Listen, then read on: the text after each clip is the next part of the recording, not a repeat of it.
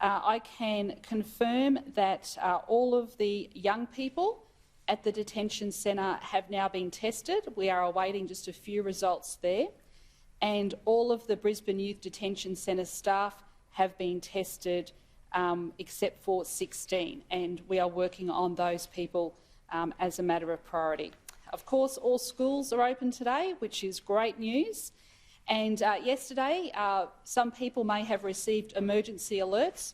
We are letting people know in those particular suburbs where some of our confirmed cases have visited that if you develop any symptoms, to go and get tested. So I think we're getting all of the direct messaging out as quickly as possible, and there are a lot of fever clinics that are set up across the southeast. So if you are feeling sick at all, please go and get tested. So I'll hand over to Dr. Young, and then we're happy to take some questions after we go through everyone else. So one new case overnight who is the relative of one of the workers at the centre. So that's a close contact, and she was placed into quarantine on the 22nd. So we'll now work with her to just sort out her infectious period and whether that means we need to let people know of any other places that potentially are a risk.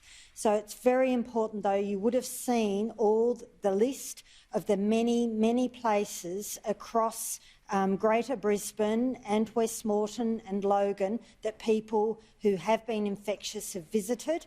There are so many places that really it's about, if you've got any symptoms at all, come forward and get tested. This is the time to do it. Thank you very much to all of those people who did come forward in the last 48 hours. That has been excellent, but we do need more people with symptoms to come forward. We need to track this virus down where it's been.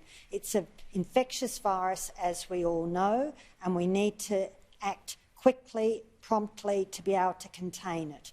Now, I have put in place some new arrangements with our hospitals.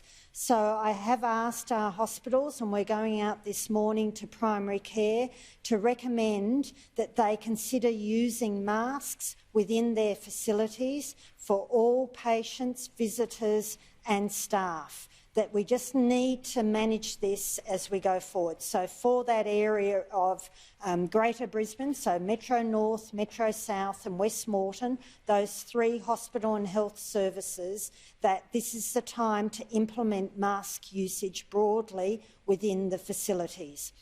We can do that because of the enormous work that's been done since the start of this pandemic to put in place local manufacturing of masks, so we have enough masks to do this. And so as a precaution, not because I think that there's been any great escalation, just as a precaution that I want this in place throughout our facilities.